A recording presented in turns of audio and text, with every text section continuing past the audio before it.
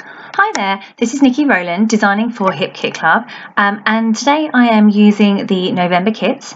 I had the main kit, the Project Life kit and the embellishment kit, and my assignment this week is to make a layout inspired by the mood board, which is here, and from that mood board I've picked up on the letters and the wood grain, and I'm using this cut file by Lisa, the letters. That's a November cut file you can find in the November downloads, and what I did was I made up this large title using those letters. I had to make myself a question mark with by doctoring an S, but just about managed it, and then I arranged them in the size and the way that I wanted on my screen, and then I cut them from a piece of white cardstock. So the letters on the mood board don't have the middle pieces of the letters, and they're all multicolored, so that's what I'm going for. Normally I would piece back in my middle sections of my letters,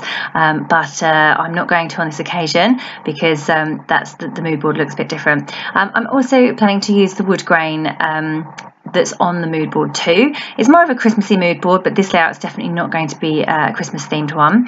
And I'm going to pick up, on the wood grain, and I'm using that beautiful Heidi Swapp Emerson Lane paper, the one with all the different patterns on. It's absolutely gorgeous.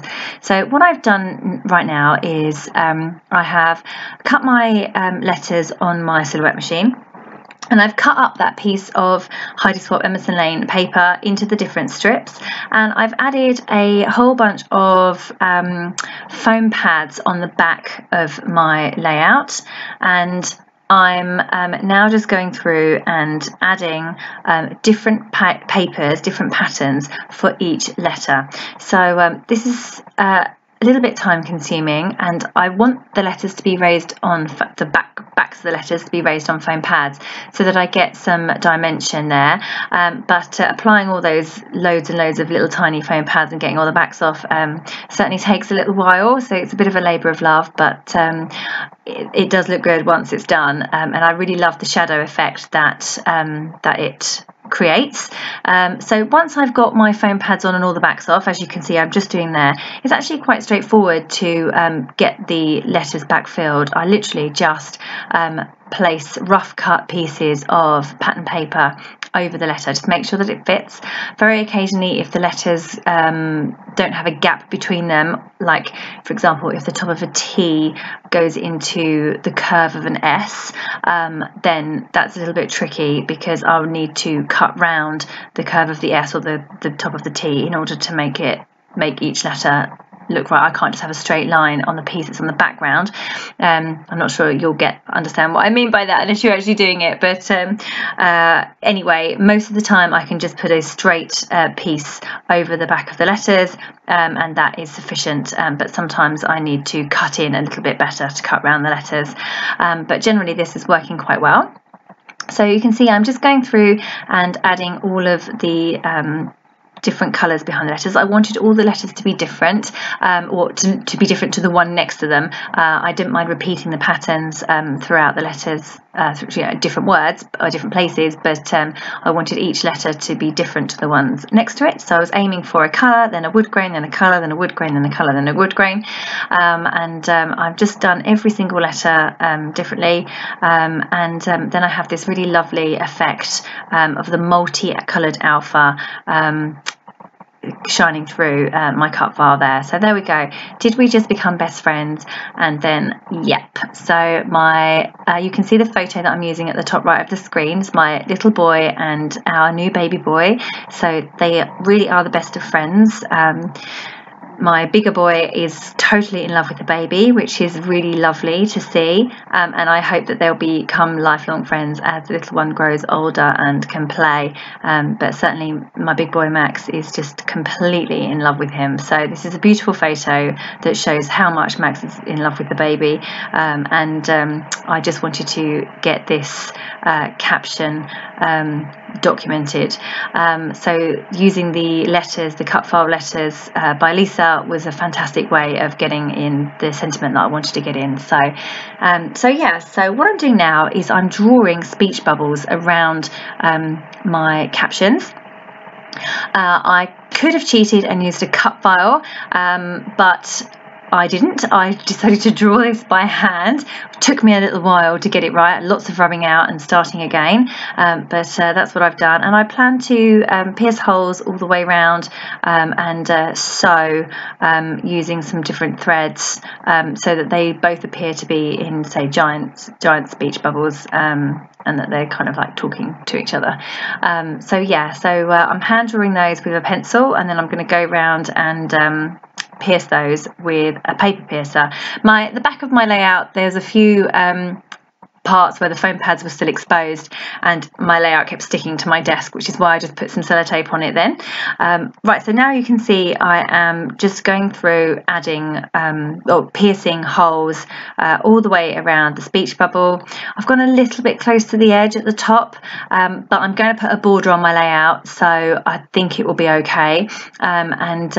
The speech bubbles overlap slightly. I wish now that I had made one overlap the other without them both overlapping. Does that make sense? So I wish the yep had I wish that the did we just become best friends bubble didn't go into the yep one. I wish I'd just not I just rubbed that bit out and not had it, so the yep appeared to be in front of the other one, but actually I've just overlapped them. So but anyway, you can't go back in time, so there's nothing I can do about it now, but it looks good.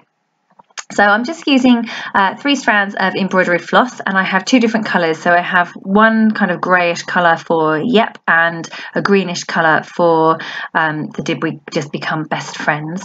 So I'm using, say, 3 strands, and I'm just going to hand stitch that round. It's going to take me a little while, so I'll do that off screen.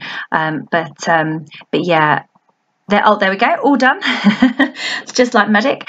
So now that's the main part of my layout done, and I can just now start embellishing. So I really need to stick my background to my my border. I'm just taking the middle out of that piece of paper there so that I don't waste it, and there I go, sticking my layout to my border there. So there we go, that's now looking good, and now I can really start embellishing. So I wasn't sure how much I would put at the bottom here.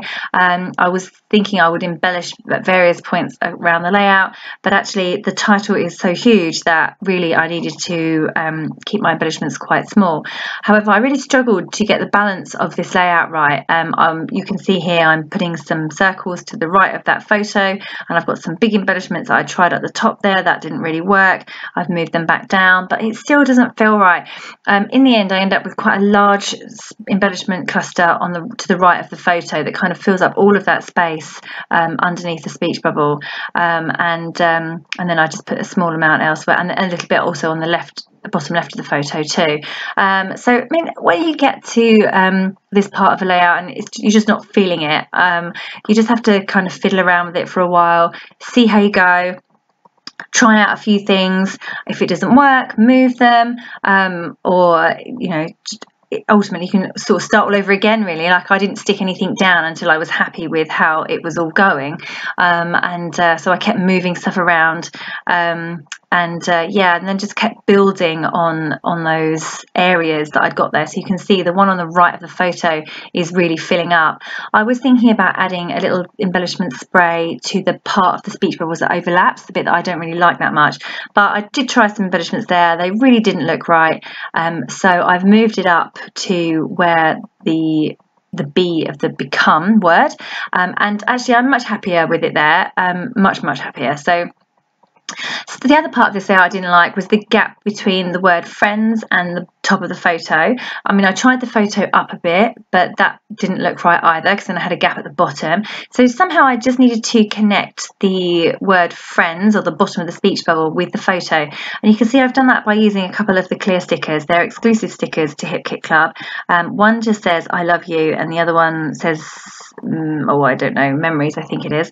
I've just put those, it says so sweet, I've just realised, but I've put those underneath the word friends, and then underneath the speech bubble, and I've put that piece of ephemera just above the photo, and now it all feels like it's a little bit more connected.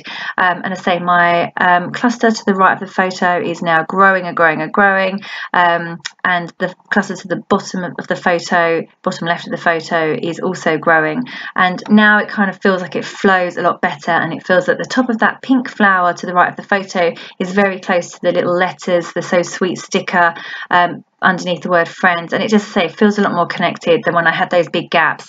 So I'm happy with the way that it turned out in the end, but it did take me a long time to get there and lots of fiddling. So I'm just going through and adding all the ephemera. I love the ephemera, that's the exclusive ephemera that came with this month's kit. And also the lovely beautiful acetate leaves, so I've got those in wherever I can, and now I'm just going through and adding a little bit of Shimmers paint. That's the one that came in this month's colour kit, and that's my layout complete. I haven't put any journaling on this one because it speaks for itself, yeah, so that's my layout. Thank you so much for joining me today. That was Niki Rowland for Hip Kit Club.